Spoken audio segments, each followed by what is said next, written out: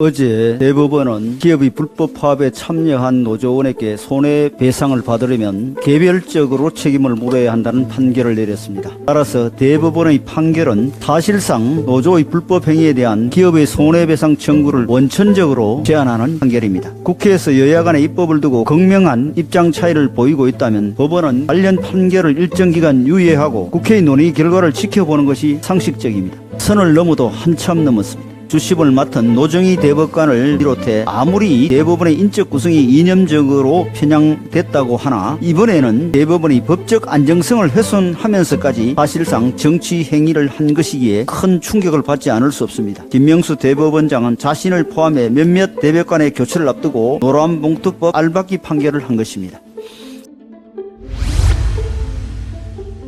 어제 대법원은 기업이 불법 파업에 참여한 노조원에게 손해배상을 받으려면 개별적으로 책임을 물어야 한다는 판결을 내렸습니다. 이 판결은 공동 불법 행위에 대해서는 참가자들이 연대 책임을 진다는 민법의 대원칙과 맞지 않는 것으로 경영계에서는 이 판결에 심각한 이의를 제기하고 있습니다. 개별 노조원의 불법 행위 가담 정도를 일일이 입증하는 것은 현실적으로 불가능에 가깝다는 것이 경영계의 입장입니다. 수십 수백 명의 노조원이 복면과 마스크를 쓰고 시설을 점거할 경우 개개인의 신원조차 파악할 수 없다는 것입니다. 따라서 대법원의 판결은 사실상 노조의 불법 행위에 대한 기업의 손해배상 청구를 원천적으로 제한하는 판결입니다. 대법원은 노란봉투법을 판례로 뒷받침하면서 국회의 쟁점 법안을 임의로 입법화하는 결과를 빚었습니다. 이는 법률적 판결이라기보다는 정치적 판결이며 입법과 사법의 분리라는 헌법 원리에 대한 도전이기도 합니다. 국회에서 여야 간의 입법을 두고 극명한 입장 차이를 보이고 있다면 법원은 관련 판결을 일정 기간 유예하고 국회의 논의 결과를 지켜보는 것이 상식적입니다. 선을 넘어도 한참 넘었습니다. 법원의 정파성은 사법불신을 초래하고 법치주의를 훼손할 수 있기에 이번 판결에 대해 입법부 차원에서 심각한 유감을 표합니다. 전문가들은 이번 판결로 인해 앞으로 기업 활동이 큰 제약을 받고 균형 있는 노사관계 구축이 더 어려워질 것으로 전망하고 있습니다.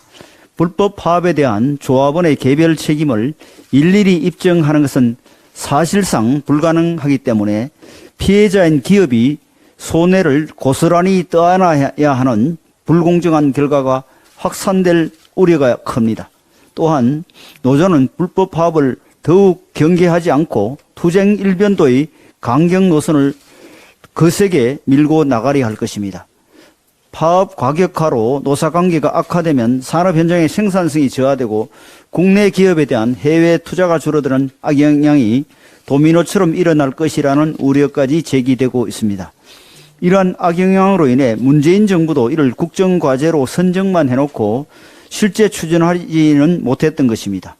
지금 민주당이 야당이 되어 노란봉투법을 강행하고자 하는 것도 노조법 표를 얻고 정부 여당에 정치적 부담을 지우겠다는 계산입니다.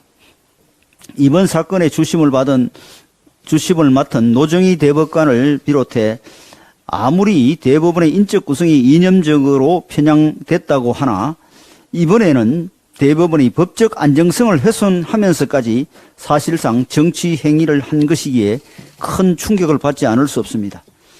아무리 김명수 체제가 곧 끝난다지만 또 아무리 해당 사건의 주심이 소쿠리 투표 등으로 유명한 노정희 대법관이라지만 공정하고 중립적이어야 할 법원이 이렇게나 편향적인 판결을 내리고 법을 지키지 않아도 된다는 면죄부 판결을 했어야 되겠습니까?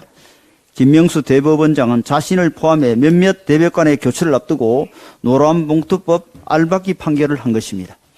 이번 판결이 산업계에 악영향을 미칠 것이 분명한 만큼 정부와 여당은 노란봉투법을 단호하게 막아내겠다는 약속을 드립니다.